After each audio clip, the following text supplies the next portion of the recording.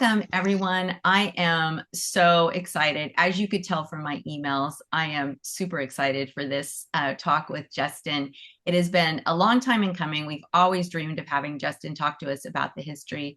And before we get started, I will talk a little bit about his history, his background. But before I get into that, I just want to give a special thank you to Nicholas Pearson, who many of you know as one of our dearest friends, but he's also on our board of directors. He's one of our most valued teachers, and he is an expert on crystals and all these wonderful things.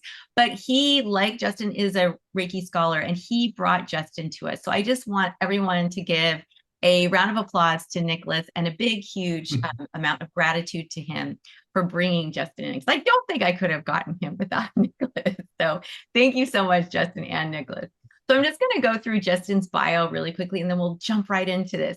So Justin is a historian of Japanese religion and spirituality and the world's leading academic voice on Reiki's early development. Justin received his PhD from the University of Toronto and currently serves as chair of Asian Studies at the, and I'm going to mess this up, Kwantlen Polytechnic University in British Columbia. His first book, Alternate Currents, Reiki Circulation in the 20th century North Pacific, uses the life and work of Hayao Takata as a lens to trace Reiki's evolution in Japan, Hawaii, and North America between the 1920s and Takata's passing in 1980.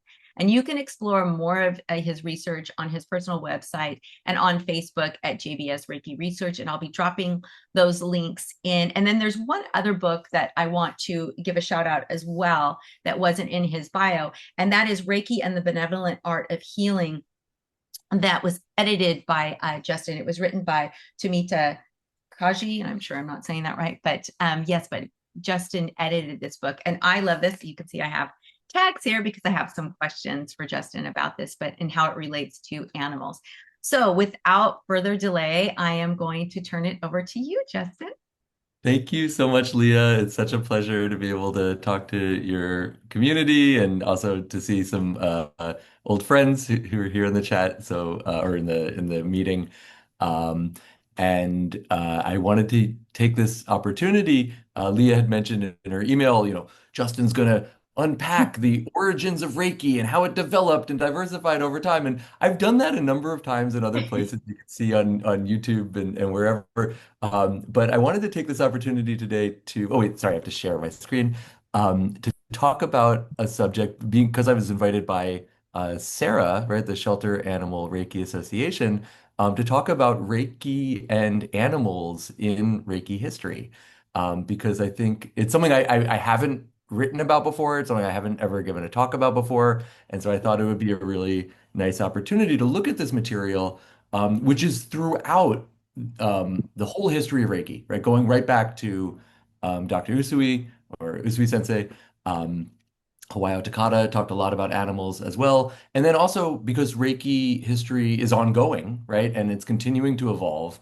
The kind of work that Sarah is doing, and so I put them kind of on this lineage here, in the title slide, because, right, I think one of the things I'm going to show in this talk is that I think the way that we think about animals and Reiki is a little different than the way it was before. And that's okay, right? That evolving, right, changing doesn't necessarily mean that things are becoming worse or corrupt. I feel like a lot of times when I see a lot of, criticism of things that people are doing in contemporary Reiki as, well, that's not what it used to be like. And and it's okay maybe to change certain things, right? That we can grow and right, we don't necessarily want to do everything the way people did it 100 years ago.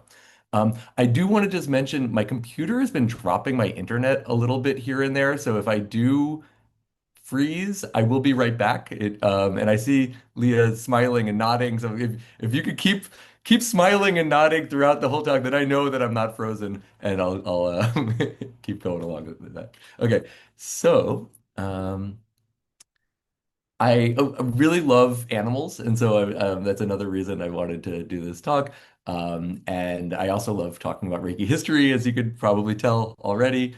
And so I know not everyone, English is the first language for everybody, so I'll try not to talk too quickly, but I do have a lot of fun examples and interesting kind of case studies throughout Reiki history.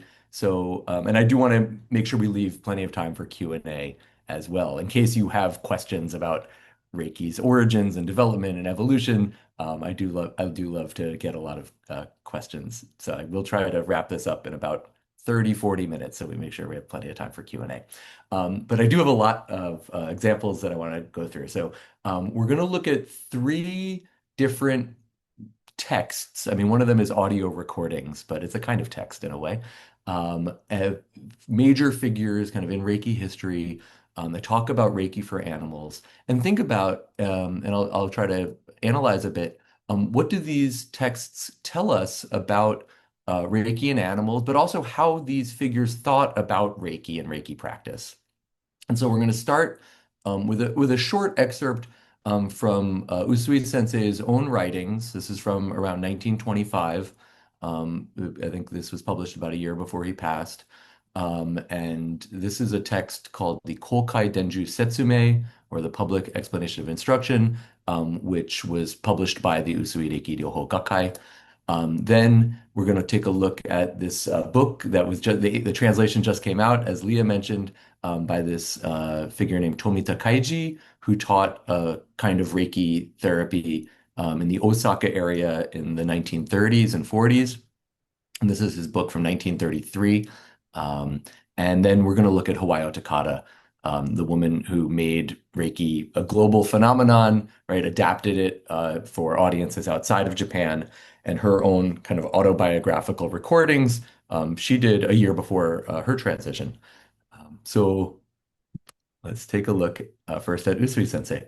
So I think most people who do Reiki, and if you came to this talk, you probably know the name Usui Mikao. This is the Japanese way of saying his name, with the family name first. So for the Japanese figures, Usui and sorry, Usui and Tomita, right? I have their family name first. But Takata, because she's Japanese American, I have her family name last, right? So the Japanese style for the first two figures and the American style for the third. Okay.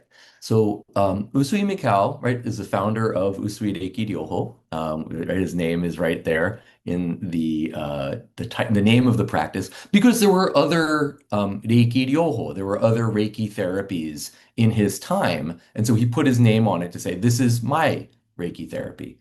And today there's lots of different forms of Reiki around the world, but many of them continue to use his name, Usui Reiki, Usui Shiki Ryoho, etc. And his organization that he founded in Tokyo in 1922, the Usui Reiki Ryoho Gakkai, which is just the association to teach, Usui Reiki therapy, or the more full name, the Shinshin Kaizen Usui Reiki Ryoho Gakkai, the association to teach Usui Reiki therapy for the improvement of mind and body, the heart mind being kind of an important part of that healing process, right? It's not just about physical healing, but about mental, emotional, and even spiritual. The term Rei, the character Rei, can literally mean spirit, although I've written about elsewhere, it may also have a sense of just kind of like miraculous, wonderful, marvelous key. And yeah, we could talk more about that in the Q&A if people are interested. But we have the most significant text we have in Usui Sensei's own words is a section of this book called the Hikkei, the Reiki Ryoho Hikkei, which is the handbook of the Usui Reiki Ryoho Gakkai. And there's a section of it called the Kokai Denju Setsume, or the Public Explanation of Instructions, which is written like a question and answer with the teacher. After a brief introduction, there's like a Q&A kind of aspect to it. And so this is just one section we're going to look at. And the question that Usui is asked is, isn't it thought that this kind of healing ability is this kind of special gift for select people? Right? Aren't there just kind of these gifted healers out there? Right? Is this really something that anybody can do? And Usui Sensei says, no, it's not true. That is just for gifted people. Every living thing has this natural gift. And the term here is tenkei, which is also going to come up in the next section. Tenkei literally is like a gift given by heaven. So we might say in more kind of monotheistic setting, like a God-given gift, right? But in the East Asian setting, right, this gift given by heaven or nature, also another way of thinking about it, of the healing ability, right, which naturally is had by plants and animals as well. But humans, and this is another phrase that's going to get used by Tomita as well, are this term, the Japanese term is Banbutsu no Reicho.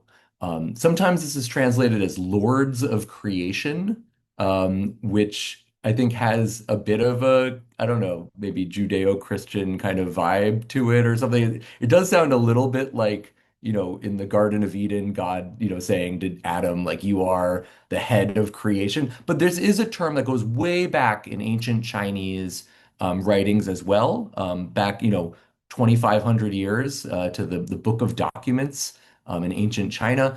The Japanese pronunciation, Banbutsu no Reicho. I'm translating it here as the spiritual heads of creation. And you can see Reicho has the same Rei from Reiki, right? So it's this like wonderful or spiritual head of all beings. And so there's this idea in, coming from ancient China, but being remarked on by Usui Sensei that human beings are really a marvelous, unique type of being in this world. And that even though all animals, all plants have Reiki and can heal with Reiki, that there's something special about people that we have this ability, maybe even more than other animals. And so I want to come back to this, but this is something that's in this early writing. Um, yeah, okay. So it's a very short passage, but this is the first text we're looking at. Um, and so just to kind of summarize, right, Usui taught that Reiki is an ability that all living things share. Humans have this special capacity to do Reiki Ryoho or Reiki therapy. And in another section that we didn't look at in the same text, there it comes up this idea about like, do you have to believe in Reiki for it to work? And Leah last week did, I think, the same meeting last Wednesday was about placebo therapy, placebo effect. And Usui says, right, Reiki is not placebo, or it's not at least, it's not just placebo, right? Belief might help, but it's not necessary. And he gives the example of young children who may not, know what you're doing. They don't necessarily believe or not believe. They just kind of you put your hands on and something happens. As well as he talks about very ill people who are not conscious, right? Obviously, if someone's in a coma, right, the belief is not part of the thing, and yet Reiki still works, right? And so these ideas that Reiki is shared by all living things, that humans, maybe more than any other animal, has this kind of ability to do Reiki, and that it's not a placebo. These are all in this text, this very early text about Reiki therapy. Okay. The second text I want to look at is this book that we just talked about, that recently the translation just came out. And you can find it on Amazon, although Amazon is not my favorite corporation. They do make it very easy to do self-publishing and distribution all over the world. So we decided to go with them for this one. But the author of the book, Tomita Kaiji, he studied Usui Reiki Ryoho, likely with Usui Sensei. We don't know exactly. He says that he studied in Osaka during Usui's lifetime with a teacher visiting from the headquarters. And he talks about Usui in the book, but he doesn't explicitly say that Usui was his teacher. So it's we're not 100% sure. But he studied he was a member of the Usui Reiki Ryoho Gakkai, the Osaka branch. His name is in the member directory in 1928, but then it's not in the 1930 directory. So he left at some point and he started his own school to teach what he called Tomita style Reiki therapy or hands-on therapy. And he uses the term Reiki in his own school. He talks about Usui Sensei in his book.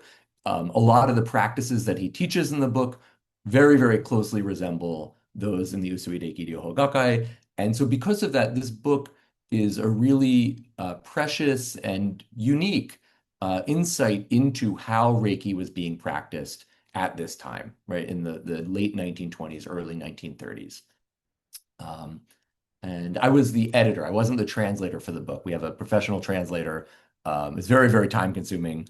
So we did big fundraisers. He got paid. He did the translation, but I worked with him because he's not a Reiki expert to in some of the translation choices. I did some footnotes. I wrote an introduction. So I worked on the project, but I wasn't the translator. And so just a few quotes from Tomita before we look at a couple of case studies from the book in more depth.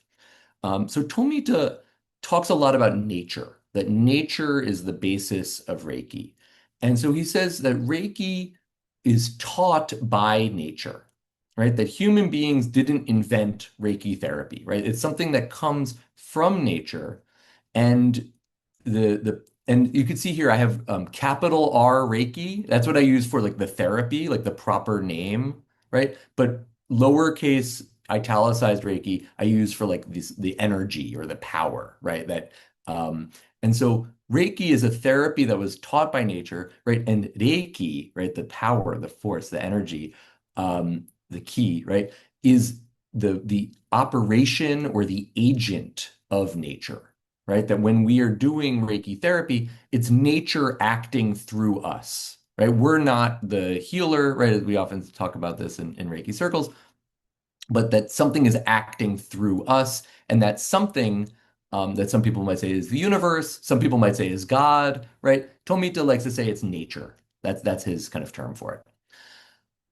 He has these five principles of hands-on therapy. And his first principle, right, the very first principle here, he says all animals, right, and I think he's including humans here, are naturally equipped with Reiki, which gives them the ability to heal, right? So there's this continuity between humanity and the natural world. He gives this example of going to the zoo and seeing a baby monkey that's hurt, and the mama monkey comes over and takes it and puts her hands on it and holds it, and then the monkey scampers off and it seems like it's okay. And so he says, we are just like these monkeys, basically. Maybe we've forgotten this natural thing that's very, it's this heavenly blessing, right? The same term that Usui Sensei uses here, the Tenkei. Um, and again, here, like Usui, human beings are the Bambutsu no Reicho. The translator here chose this Lords of the Universe translation. And so human beings, right, are the most clever, in a sense, animal. And so we have this greatest blessing from heaven, right, to be able to do this Reiki therapy. Um, so that's a couple of things from the book. Let's take a look at a couple of examples, other examples he gives, case studies where doing, in a sense, experiments or practicing Reiki on different animals. And so the first one involves silkworms. And I don't know how familiar people are with silkworms, so I figured I'd give a little overview. So in traditional East Asian SARA culture, eggs are kind of harvested from the last generation of silkworms and are set on these different cards, which he talks about this in the case study. So I figured I'd show a kind of illustration. They're actually a little disgusting to look at the real thing. So here's a beautiful woodblock print of it, insect eggs. And I hope no one's too grossed out by looking at a big feeding tray of silkworms here. But yeah, there's these cards that are full of silkworm eggs. And then when they hatch, they transfer them into these feeding trays where they give them leaves from mulberry trees, which are what their natural diet is. And then the worms grow in these feeding trays. And then eventually they make these cocoons. And the cocoons have the thread that is what silk is made out of, right? At least natural silk is made from these threads that are spun by the silkworms in their life. And so it's very common in Japanese rural society for farmers to also grow silkworms and have this as a kind of a side business that they could, in the evenings when they're not working on the fields and whatever, they can be working on the silkworm stuff. And it's kind of a side business for a lot of Japanese in traditional rural economy. So Tomita saw the silkworm production as a kind of opportunity to test out Reiki. And so he had these two families in his community who grew silkworms, and he did an experiment. And so he had one family that was not really having a lot of success. He talks about that their harvest was 80%, which I don't really understand. He doesn't explain very clearly about what this means, but it seems that they were not happy with their silkworm harvest. The other family, he says, they were actually doing pretty well, but they didn't have a lot of experience. And so both of them agreed to have Tomita come and do Reiki on their cards, right, where they're growing the eggs. And so family A, both families used 5 egg cards this season, and he gave Reiki to all of the cards. And he says for family A, he gave Reiki for 3 minutes to each card out of 5 cards, 15 minutes total. And family B, he gave 6 minutes to each card for 30 minutes total. And it's not really clear, did he do this one time? Did he do this a few times? He doesn't say. So he may have only done it one time. I'm not really sure. That it doesn't really say in the book. The important thing is he gave twice as much Reiki to the silkworm eggs from family B. Um, he says that the eggs hatched quickly for both families and they had more production than normal. He said normally it's good to get 7 cocoons from each card. He said in family A, they got more than 8 on average from each card, and family B had 9 cocoons per card. And he said family B's cocoons were really high quality. They were very dense. They weighed more than other cocoons, and so they were able to sell them for more money than normal. And so his conclusion is it was worth spending the extra time on the family B cards. And he even suggests if you're going to be doing Reiki for Silkworm, you might want to even do it for longer, right? I think he says like 8 or 9 minutes per card or something like that. So this was his little experiment on silkworms. Kind of interesting, and of course, right, very small sample size, but he included it in the book. It's not clinical research, but it's good enough for a 1933 Reiki book, apparently. Um, the other case study that he mentions is his friend had this very expensive cow that was dying, and the veterinarian said she was a lost cause, that she would be dead by morning. And his friend was like crying, "Oh, I spent all this money on the cow, And so he says, "Well, I have this Reiki. You want me to try it on the cow?" And the friend says, "Okay." And he says, it should work, right? She's a living thing, right? It works for all living things. But at the same time, he was worried because he said, well, normally I do it for a human and a cow is many times larger. Is it going to work the same, right? He said she's over 400 kilograms, right? How do you treat them? And there were certain techniques that he would do on a human that he wasn't able to do on this giant cow. And so he wasn't sure what to do. He'd never treated a cow before, but he said he started with the forehead. It seemed like he had kind of just some intuition guiding him. The forehead, he knew the stomach was very bloated, distended. So he put his hands on the stomach of the cow, on the abdomen for a while, and he saw the legs were also very swollen. So he put his hands, he said he wrapped his 2 hands around each of the front legs that had been swollen, inflamed, and he said the whole treatment was about an hour. And again, he wasn't sure what was going to happen, but in the morning, the cow was better. And he did a couple more treatments on the cow, and he said she went on to live, a normal kind of cow life.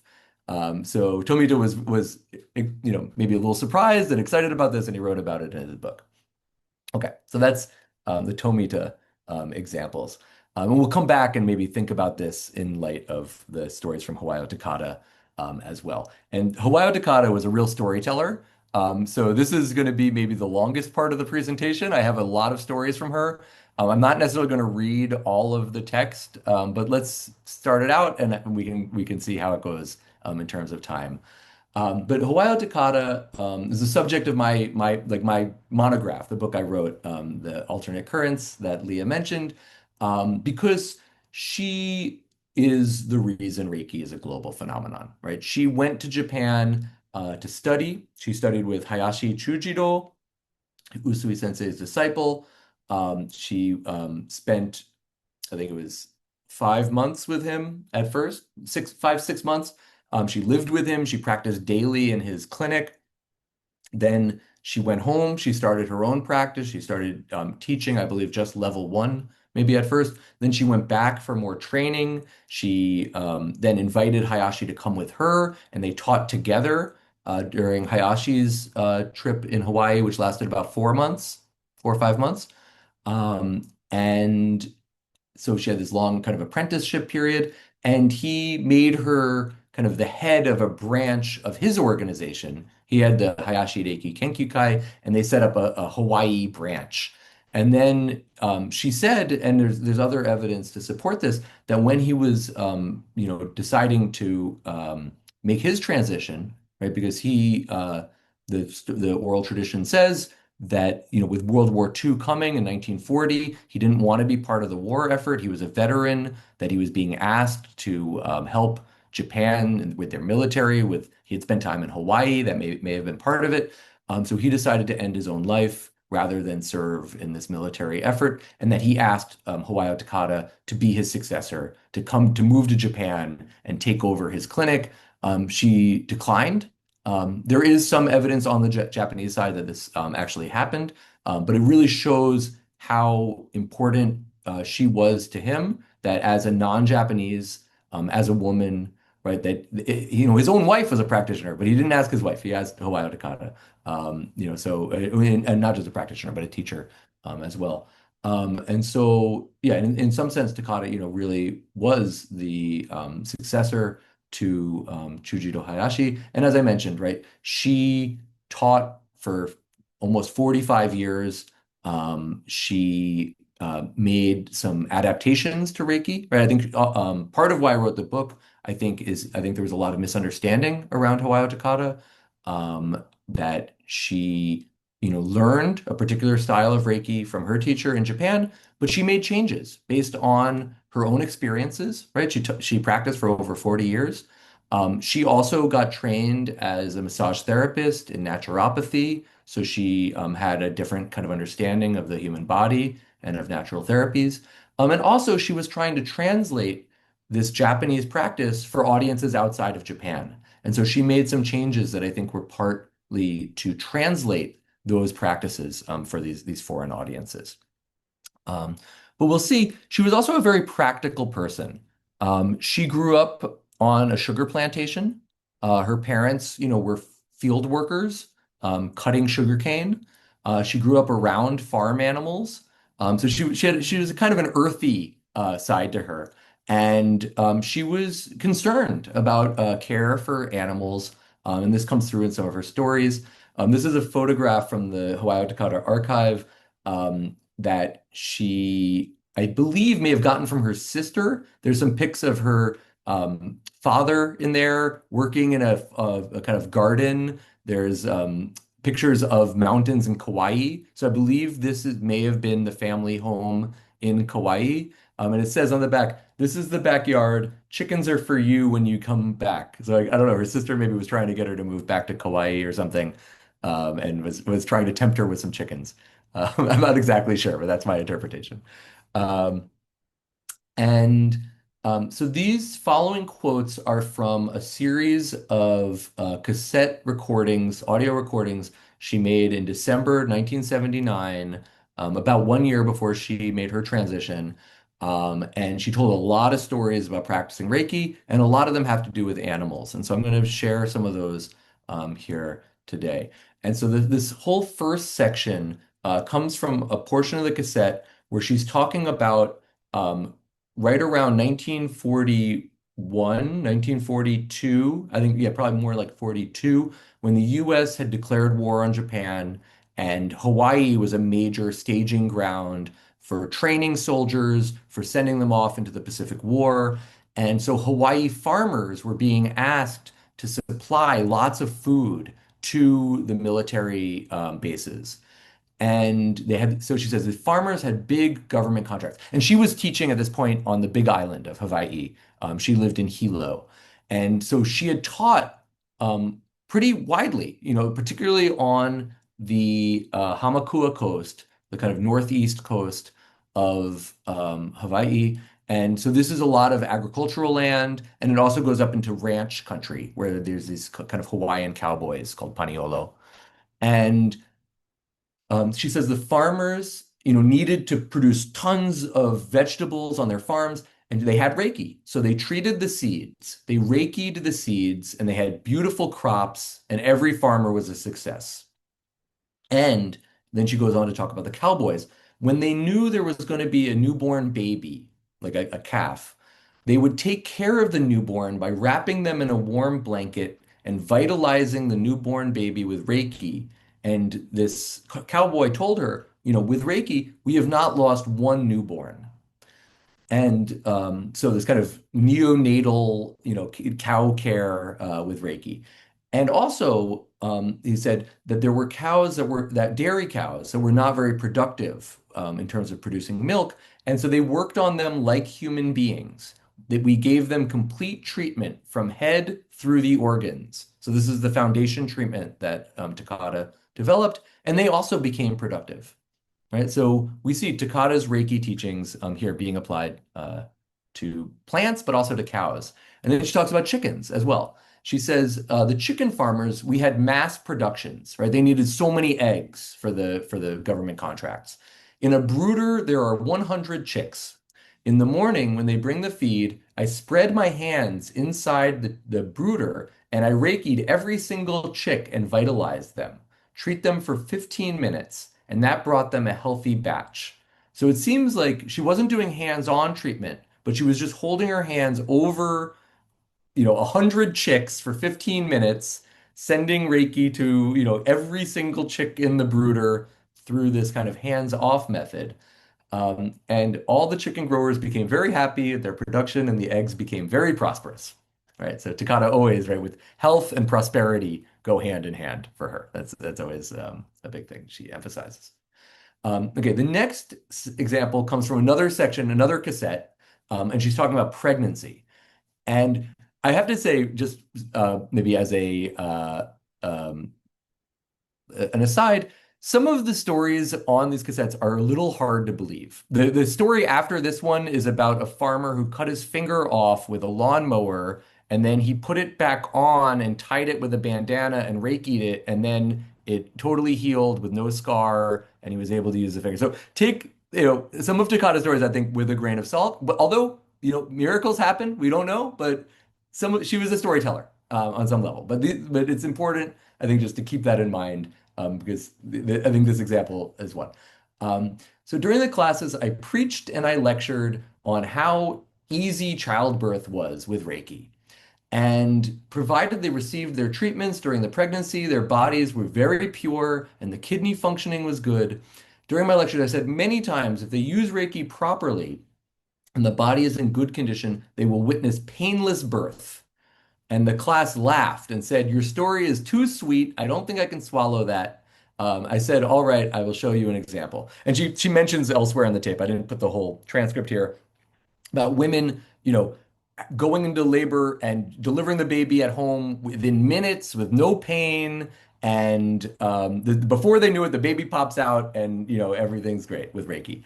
And so she gives this example about the mother hen lays a dozen or 20 eggs or more in the open field, and she makes a nest. And then one day she's sitting on this. How does she know that this is the day the chicks will come out? God is great.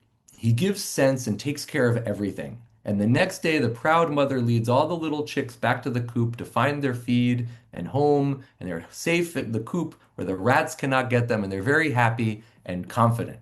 Right? So the God-given power of nature, in a sense, right? She says, these things could not be taught, but somehow nature or God shows them the way.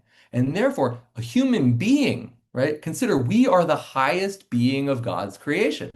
And so, if this is the case, we should be more intelligent and have the ability. So, when properly treated and the mother is in perfect condition and vitalized with Reiki, when the time and the hour arrives, there should be no pain because she is vitalized. The baby from within finds a way, like the baby chick, and just slides out. Everything is normal and perfect. Therefore, they witness painless birth.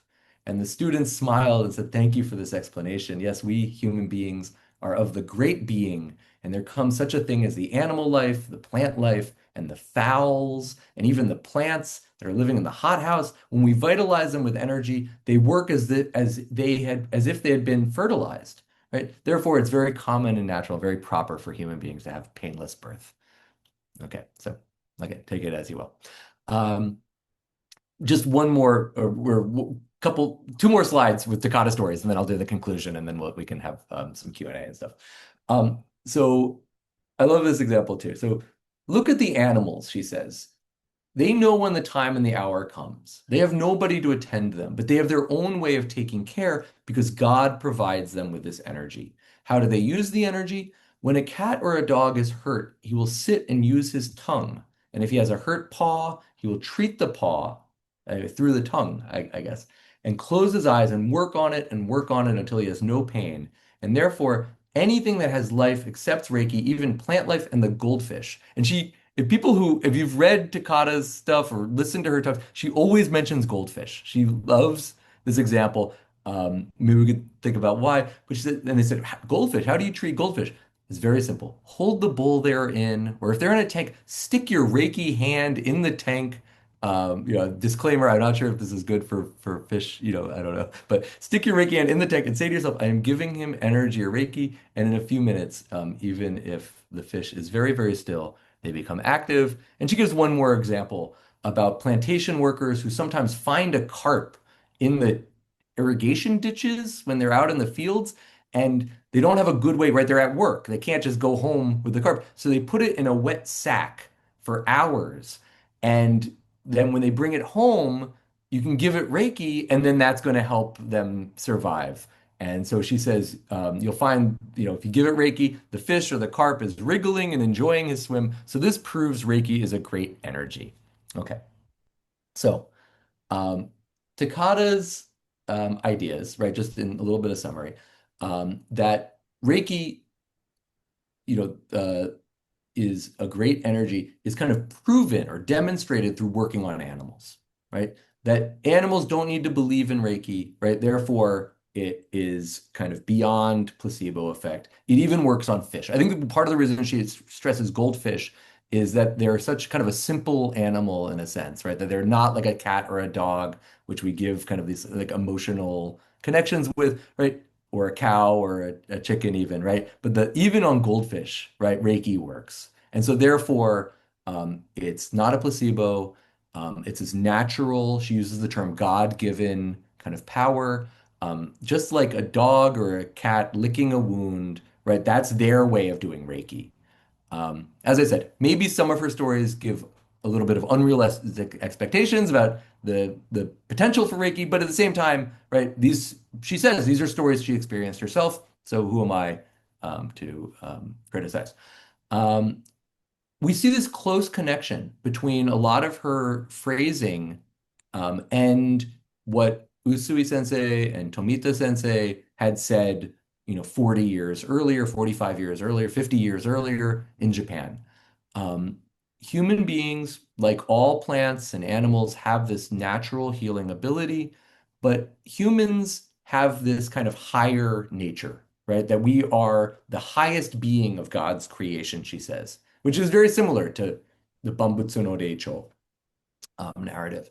And so we have this greater ability. And I would like to say even that Takata almost turns this into like an ethical obligation. One of the things that she changes from Usui Sensei's teachings that she received from Hayashi Sensei is the Gokai, or the five precepts in Japanese. She turns them into the Reiki ideals or Reiki principles, and she actually combines two of them to make room for a new ideal, which is to honor your parents, teachers, and elders, right? Which Japanese people don't necessarily need to be told, right? That respecting authority is a big part of Japanese culture and society. So she needed to add that one. So she took two of the other ones and kind of smushed them together. And so in the Japanese one, there's be grateful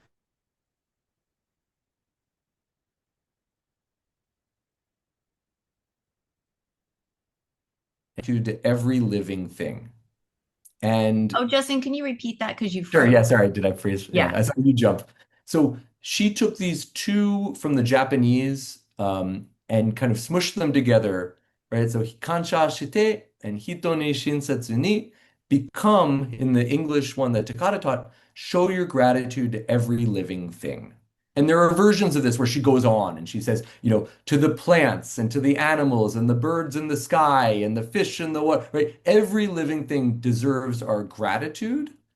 And I think part of that is, in a sense, an ethical obligation, maybe, to be spreading Reiki, right? And so, as human beings, this is my reading. I know she never said this so explicitly, but I think that as human beings, right, as these highest beings of God's creation, in her words, that we have this kind of duty, in a sense, on the earth to be spreading Reiki around. And so, I think this is, in a way, her taking some of the teachings that she received and kind of evolving them, maybe in a sense. Okay, so in conclusion, I thought about wearing the same shirt today as my wife told me no, but I'm wearing the same shirt of both of these pics, which I like. That in conclusion, Reiki has been practiced on animals basically since the beginning of Reiki history. That throughout Reiki history, there's been this kind of teaching that animals use Reiki themselves in their own natural healing process. And the fact that our Reiki therapy, right, capital R Reiki, Usui Reiki Ryoho, helps animals to heal shows that it's not just placebo effect, right? That belief might be helpful, right? That wanting to get better is maybe helpful. Takata also talks about like the patient needs to be kind of have a buy-in, right, for their own healing, especially for humans. Leah talks about this in her talk from last week about how humans, right, we get in our own way a lot of times in a way that maybe animals don't. Um, but right, the fact that that Reiki works on animals shows that it's this natural thing that is beyond just placebo effect. At the same time, humans are kind of held up as maybe higher than the rest of the animal world by these authors, by these figures in Reiki history, that we have this special ability to do Reiki that exceeds that of animals. And maybe in my reading, humans may even have a duty to do Reiki for other people, but also even for plants and animals and other living things. Um, I think that these stories do show a kind of anthropocentric view or like a human-centric view, or this kind of goal-oriented view, which I think contradicts maybe some ways that people like to think about Reiki today. There's often a kind of thought that we shouldn't have a particular outcome in mind, right? That we don't know what the highest good is for this patient or this animal, that we should just kind of get out of the way, place our hands, allow Reiki to move through us, and whatever the highest outcome is, that's what's going to happen. I feel like in some of these stories, there really is this very kind of goal-oriented view, particularly around agriculture, right? Where the silkworm production, the dairy production, right? Having calves and chicks, survive their infancy, right? These are things obviously that are of concern to farmers and so I think there is kind of this like instrumentalist view a little bit of Reiki here, which, I'm not sure is necessarily how everybody thinks about Reiki today.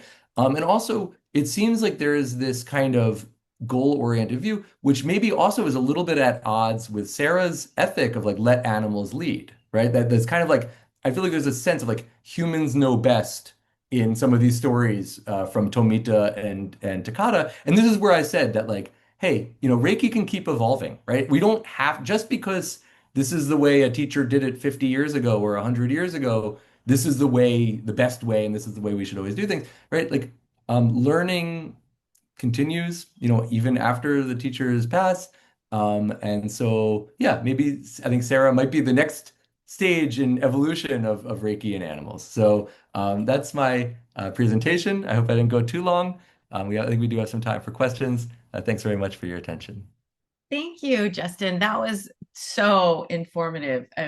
So many things. I have a couple questions. So, one of the things that I find fascinating, and I've been really thinking about this for like the last 3 years, and I've talked to Nicholas about this, is that one of the things that we know is that Usui went to Mount Karama to meditate for 21 days, right?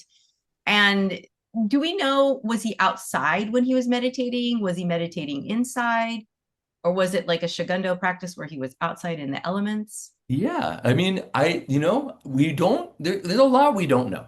But the the oral history that's been passed down is that he was in the vicinity of the Osugi Gongen, the giant cedar that had, or was believed to embody the spirit of Mao-son, the kind of demon king who's a Dharma protector on the mountain, and that Usui was near this area, which is supposed to have like a lot of intense, power, mediate maybe the power of heaven and the power of earth, and a kind of axis mundi, if you will. And so, was there in 1922 or around the time Usui was doing, was there a little hut for ascetic practitioners to sleep in? I don't know. It's not, I've looked at maps. Actually, if you go to the museum on Mount Kurama, they have a map from right around that time.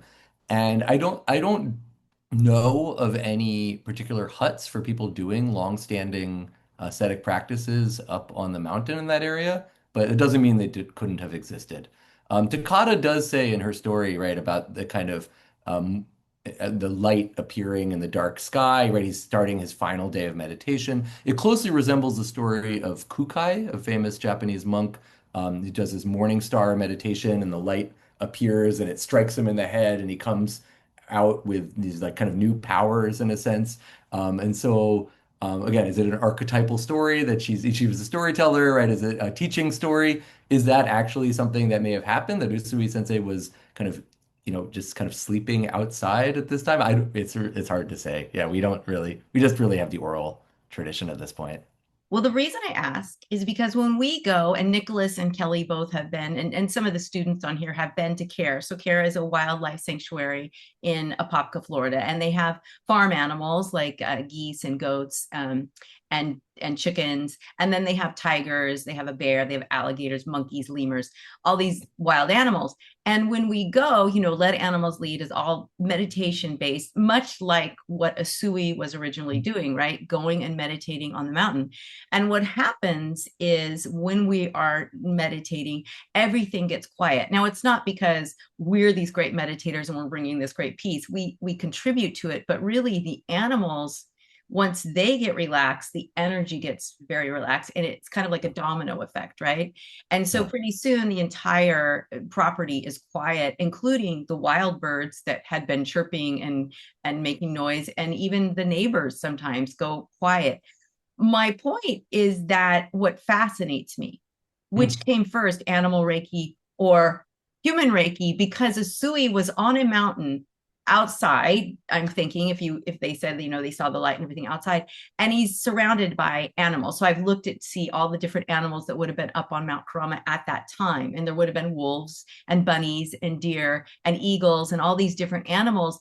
And I know that when we meditate, and we're nothing like Usui, right? Because he was meditating for 21 full days. The power of that meditation, the power of the animals connecting to that, I mean, surely would have influenced a lot of what he was thinking, even about, humans being the superior being, because who knows what he experienced up there. Mhm. And I think that when we are at our core, when we are at our best, we might be the superior being. But of course, with all of our baggage that we bring along, I think animals are a little bit higher up on the totem pole than we are. But so for me, it's just fascinating that when we look at the Let Animals Lead method, because we're not using hands-on and we're just out meditating, because you can't do hands-on with a tiger or a crocodile. So we have to go inward and just allow our energy to go outward. That to me makes me it takes us back to those origins of a Sui up on the mountain. So for me, it's like, which came first? I'm going to talk about this next week, animal Reiki or human Reiki. And in my world, animal Reiki came first, the way that we practice the Let Animals Lead. So we're going to look at lineages, I believe, that we go way back. That's super interesting. Yeah. So we're gonna open it up in chat to other people for questions, but also really quickly, Justin, you and I were talking about that Mrs. Takata uh, made money with her Reiki practice. But one thing I didn't know, and I'm hoping you can just expand on this a little bit because I think it would be really helpful to a lot of us, is that Usui also made money Mm. um, practicing Reiki. Because for me, I have this vision. He's a monk, he's offering everything for free, but he actually made money in his practice. Yeah, there's actually a whole chapter. My friend also has a book that just came out. It's up on my shelf. Oh, I maybe could just yeah, grab it real quick. grab it But if you there's a whole chapter on this in the recent book by Olaf Bohm called want. Reiki: A Journey to Oneness. And thanks. Nicholas has it at Okay. hand. You see his screen. Um, yeah, Olaf found some really early, 1920s, 1930s Usui Ryoho Gakkai documents that talk specifically about the fees for joining the organization, the fees for receiving treatments, and the fees were quite high. That in order to join the organization, it was probably financially out of reach for a lot of people. And that there were fees charged for treatments in most cases. At the same time, though, I think in Usui's time, in Takata's case as well, I think there were also opportunities for people who couldn't afford treatments to get either discounted or even free treatment at times. So I think that there was kind of a high bar of, entry to Usui Reiki therapy in Japan, going right back to the very beginning. But at the same time, I think sliding scales is something that's also been around right from the very beginning. That I think, as Takata would say, with her story of Usui in the beggar's camp, which I believe, again, is kind of a parable, not necessarily a literal historical fact about Usui Sensei, but something that's based on her own experiences with Reiki, is that when you give it away, people don't necessarily value it. That there is kind of a reason to attach a value, and in modern society, right, money kind of is a placeholder for that energy, and that gratitude, she would say. But at the same time, when someone is really in need and may not be able to afford, to also offer opportunities for them to access Reiki, I think is also something that's been around from the beginning. So. Yeah, and I think that that's such an important message to a lot of people that are on this call, but most especially the SARA members, because we do give so much away for free because we're in shelters and we don't ever want to deny an animal support, but also honoring your lineage, honoring your education, honoring what the skill that you have that you're sharing, and putting a value to it is okay as well because we have to survive. So I like Yeah. you. So Paula sent in, and Paula is actually on the call as well, but she sent in a question. What initially motivated you to begin research into the origins of Reiki, and what was the most surprising discovery you made? And then Carolyn, we'll get to you. Okay, yeah. I had been first initiated into another type of energy healing practice, and it turned out to be kind of culty, where, like, on the one hand, I found the meditations and the treatments were very powerful, but then there was this kind of guru devotional aspect to the teacher, and ways where I felt like he was maybe a bit manipulative or exploitative that I was uncomfortable with. And so I think my initial interest in kind of looking at all of this from a more academic perspective was to try to understand that better, where like energy is obviously very powerful, but then there's this like maybe social dimension to these organizations, and money, and like what's the role of money. I think the role of money was something I was very interested in too, and this is when I was like maybe 21, 22. And so that was kind of the beginning. And then looking into Reiki, I was going to write my master's thesis comparing Reiki as this kind of professional practice, or at least a practice that is a folk art, maybe that has a professionalized dimension to it, um, with Jode, which is like a religious practice, right? Where it's done through a kind of church, and donations can be made to the church, but that there's no professional Jode practitioners. And so that was my original kind of master's thesis idea. And my advisor was like, no, it's too much. You can't do all that as a master's thesis. Just pick one thing and do it. And then so I was like, okay, I'll work on Reiki. And then I was going to have one chapter in my thesis that was about Reiki history. And it just became a whole rabbit hole. And someone was like, why don't you just write your whole thesis on Reiki history? I was like, okay, I'll do that. And so then, and, there hadn't been a lot of studies at that. This was, 15 plus years ago. So there hadn't been a lot of historical research on Reiki at that time. So yeah, that's kind of how my went down that rabbit hole. Well, thank you for that. So, Carolyn, if you want to unmute yourself, we can hear your question. Okay, yeah, I have a question and a comment, if that's allowed. Sure, of course. Um, so if Reiki is a natural thing, do we really need to be attuned to Reiki, or is that just a placebo to let us know that we can do it? That's a great question. It's a question I've had for many years myself. I would love to see, clinical research where there's, I don't know, like sham initiations maybe, and then you could see how effective different practice. We're not quite at that level, I think, of research on Reiki, but yeah, I mean, at the same time, I'm not a Reiki teacher myself. I think there's a lot of people on this call who've had incredible experiences giving initiations, students of yours who've had incredible experiences with initiations. I mean, I like to think that maybe there's something going on that's more than just placebo, but we don't really know, right? Until we do the um the research on it, the clinical kind of research, I think would help maybe answer that question in a different way.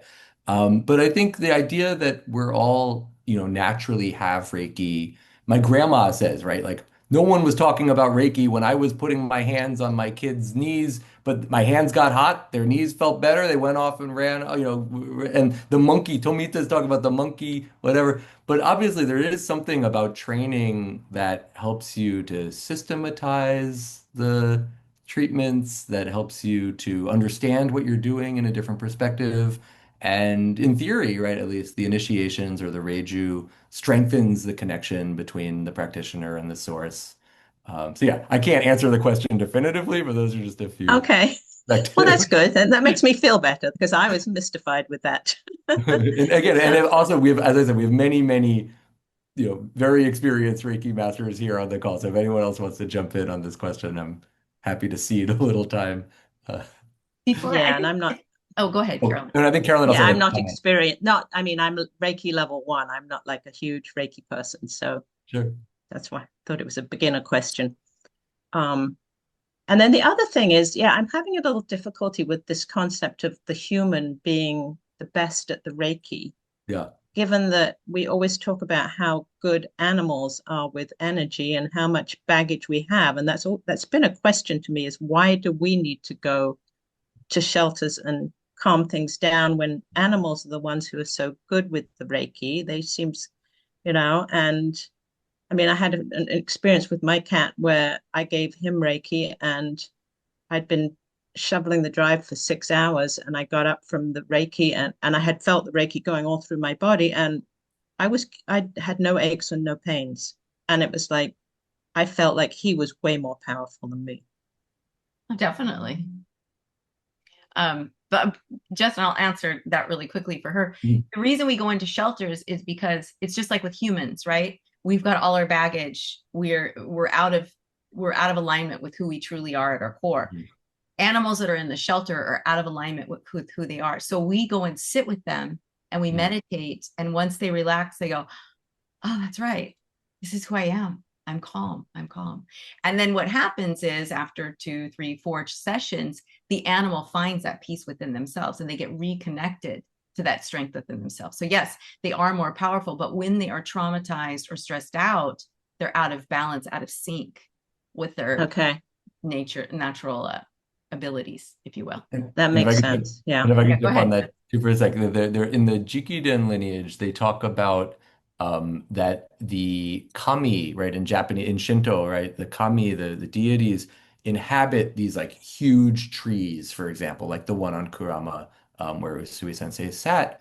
And there is a kind of belief that those trees are a kind of, maybe portal to the heavenly energies, right? The power from the heavens, and that in ancient times, sick people would be brought to sit by one of these big trees to receive these powers from heaven, and that when we receive initiations, when we receive, Reiju, when we practice Reiki, we are kind of, in a sense, becoming that big tree, right? We are a channel for this power from heaven to move down through us.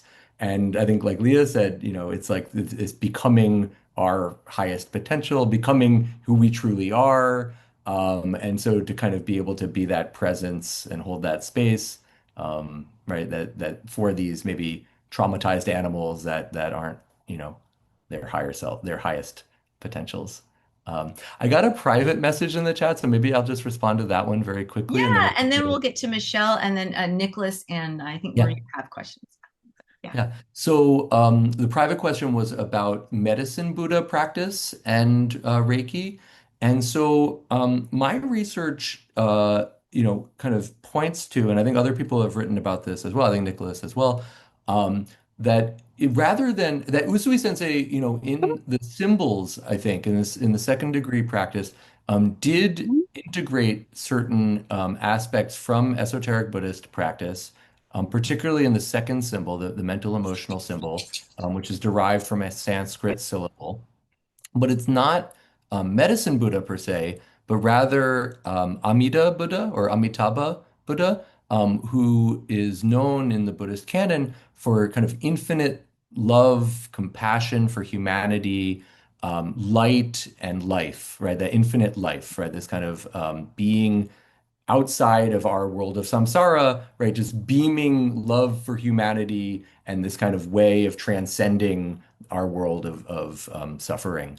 And so, yeah, I think that if you wanted to pursue some Reiki and Buddhism connection, one of the strongest connections is through that second symbol and a connection to Amitabha Buddha, or and or Avalokiteshvara Bodhisattva or Kanon Bodhisattva, who is also kind of an emanation of Amitabha. The same Sanskrit syllable can be either. I lean towards Amitabha in my research, but either one I think is definitely uh, yeah, this kind of this loving, kind of infinite compassion kind of presence. I think is definitely there in that second symbol. Um, I love that. Thank you. and And so Maria asked about. Oh yeah. but we're going to get to Michelle. She Oh, unmuted, Michelle, right? sorry, I missed that Yeah, one. yeah. Michelle wanted to ask a question, I believe, right, Michelle? Or are you just on unmute? Oh, she might just be unmuted. So we'll go on to Oh, the question in the chat. Oh, Nicholas had a question. yeah. Where are you, Nicholas? Do you know if are there any plans to publish Takata's autobiography? Yes, there are plans. It's been something that has been kind of on the agenda for the OGM, the Office of the Grand Master, for almost a decade, I would say now. There's been several steps in this process. There was a cleaning up the digitized files from the cassettes. There was a few different people who were working on improving the transcript, making it more readable, because Takata's storytelling style, she was improvising, right? And there's I forget exactly how many. I think it's like 18 hours or something of recordings. And so there's parts where she's repeating herself. There's parts where she's not necessarily so clear. And so there were a lot of questions about how much to smooth the text and things like that. But I know there is a Word file, a doc file that like is at some stage of smoothing and getting ready for publication. I actually reached out to Joyce Winnow right before, like, yesterday, because I had the same question, like, hey, where is this project at? And just to check in on that. But yeah, Paul and Susan Mitchell, Joyce, and Johannes have been, I think, in the process of preparing that manuscript for publication for some time. And hopefully it'll be out in our lifetimes. I don't know, sometime before too long. Yeah. And then I think Matthias had, oh wait, no, she had to leave. Oh, Maria asked, what did Tomita write about attunements? Yeah, so that's a great question. And I don't know if you actually know, and this is a loaded question, or if it's just, you actually tapped into this kind of idea. Because Tomita never mentions attunements in his book. And it's actually, I think, in a sense, the first Reiki book that's about like self-attunement in a way, where he describes the practice that in Usui Reiki Ryoho Gakkai is called Hatsu. He uses a very similar term in his book, but it's a kind of meditation where there is a kind of connection with the energy coming down from heaven, down into the belly, this purification of the self through that meditation, a gasho meditation where the hands are held in front of kind of the heart center. Um, and he says, doing this meditation in a way that I think might be difficult for a lot of people today, where you're sitting, working your way up to an hour in gasho in a kneeling position with a very erect spine. That basically you can awaken the Reiki, the connection to Reiki yourself through this very dedicated meditation practice in about a week. Um, I have in my fieldwork encountered a Japanese American Reiki practitioner from Hawaii who basically did the same thing. And it's his mother, no, sorry, his mother-in-law had been a student of Takata's. And Takata, I believe, had passed away at this point, and they didn't know he wanted to learn how to do Reiki. And she tried to initiate him, and it didn't work. But she did this, I believe, Gasho meditation. And so he tried the Gasho meditation for a week. And he said that he had this experience that his mother-in-law also had, where after doing lots and lots of Gasho meditation, he began to shake and he got very hot. He was sweating. And then from then on, he said he was able to do Reiki. So I do have some data that it's not just Tomita saying this, that there may have been other strands of the Reiki, rhizome or tree, that like through history where there have been these kinds of, um, awaken your own connection to the source of Reiki through meditative practice. I'm sure that now with the Tomita book translated, there's going to be people out there trying it themselves. It is a very like I like to do the Hatsudeho meditation. I never do it for an hour. Like it's quite hard, particularly if you're kneeling. Yeah, you need to have maybe some good cushions for your legs, but sitting in seiza for an hour, it's very tough. But yeah, if there are dedicated practitioners out there that want to try it out, there's kind of step-by-step instructions in the Tomita book on how to do it. Um, but yeah, it's surprising to me. I mean, if he was going to Usui Reiki Ryoho Gakkai meetings in Osaka in the mid 1920s, he definitely got Reiju, which is the basis for, Western initiations. Um, he does say in the book that his legs hurt so much from sitting seiza at those meetings, it was very hard for him to focus on anything that he was being taught. So it's possible he received it and didn't remember what was going on. It's possible that he felt like it wasn't necessary, that he had a similar experience where just the Gasho meditation seemed to be sufficient for him, like the Japanese American I spoke to from Hawaii. It could also be, I mean, I think of Reiki a lot of times like playing the piano, where like there's some people who just are good at it naturally, and there's some people who really need a lot of lessons and hand holding, but we can all get to a certain point where we can do it if you practice.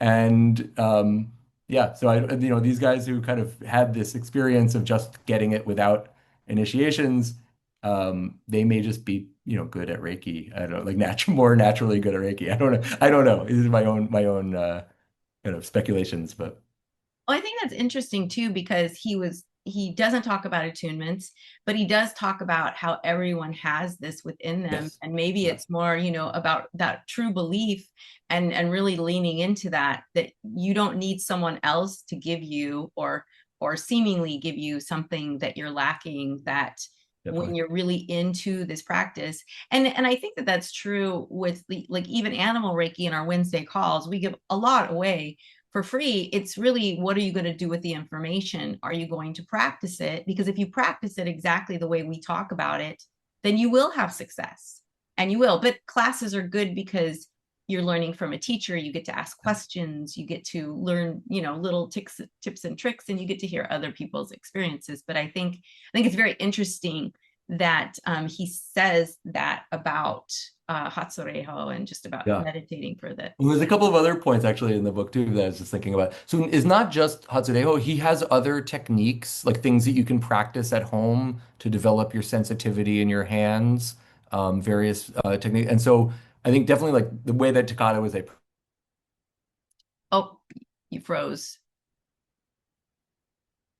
We'll give Justin a second. people as much Oh, as you you you can. froze, Justin, right when you Oh were no.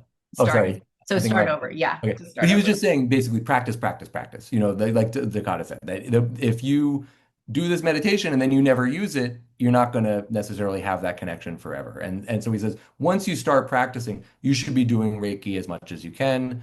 And he also says about books at the beginning, there's like a funny story where he's basically saying, books are not a substitute for practice, right? That you can have a book on your shelf with all the knowledge in the world, but if you never apply it, it's not going to do you any good, right? And so he definitely has a very practical oriented approach. And there are lots of different techniques and exercises that he has in the book that yeah, I think that if you had never received a Reiki initiation, you read this book, you really, dedicated yourself to trying to awaken this power in yourself. I'm pretty sure people could do Reiki without the initiation. I need to go back, I think, to Carol. But the thing is, it's hard work, right? To take a Right. class, learn from a teacher, have guidance, have someone, kind of structure. I think it makes it a lot easier and hopefully more, safe and reliable. That you have someone you can turn to when you have questions and things, right? The book only has what's in those pages. Exactly. Well, exactly. And I think a teacher can help guide you. And here, Joan said, I think the attunement process really helps to facilitate connecting with the higher vibration of Reiki energy. Absolutely. I mean, and like you said, Justin, we all are doing things a little bit differently. Everything's evolved, and it's a personal practice too. Which we have to remember. We make it our own. So we are at time, and I want to thank Justin so much for his time, his generosity. I did put his links to his website and to his Facebook page. I really encourage you to get his book, and I will put links. We put links in the emails leading up to this, but in the recap, I'll put links there, and then also I will add a link to this book, which maybe hopefully you can see. Because this is a really great book too. But I love Justin's book just because of the historical aspect and what the different things that he's found out. And I think it's really important for all of us as Reiki practitioners to really be, yeah, there you go. Can you put that up one more time, Justin? Talk so the camera goes on you. Oh, hi. Yeah. Yeah. So I really encourage you. And you know what? If you do buy his book, this is so important, and I'm really bad at it. But if you do buy his book, please leave a review, because reviews on Amazon really help the book as far as getting promoted. So please leave a review for him as well. So I want to thank you again, Justin. You're getting all kinds of Yeah. compliments and thank yous in the chat. Thank you to all of you who are new. But Justin, I really hope you'll come back and share more with us. No, thanks so much, Leah. Thanks everyone for coming and all your kind words. Yeah, it's why we do this, right? Is trying to be of service to the community. And yeah. Oh, Well, and yeah, and about the reviews. One of the first reviews I got, it was like, very interesting book, 3 stars. And I was like, what? Like 3 out of 5. I'm like, why'd you give it a 3 star? What? I don't know if they didn't understand how the review process worked, or yeah, maybe it clicked on the wrong thing or whatever. But Yeah, so You help always bring have that people like that. help bring that average rating up if you write something. Thanks. That's exactly it. I mean, even if you just put amazing and 5 stars, you don't have to write a long review. In fact, I need to just do that with some of the books that, especially like Nicholas's books, you know. So we need to all do that. 5 stars if you liked it, and just amazing. But thank you so much, Justin. And thank you everyone for being here. We're only as strong as our supporters. So thank you so much. And we will see you next week. Bye, Justin. Thank you so much. Thank you. Nice to meet some people. Nice to see some old friends. Thank you so Bye. much. That was wonderful. Thank you. Thanks, everyone. Bye. Thank you, Justin. Thank Good you, to see you, Nicholas. Leah and Kelly. Yeah, thanks for Thanks, facilitating this. Nicholas. Pleasure.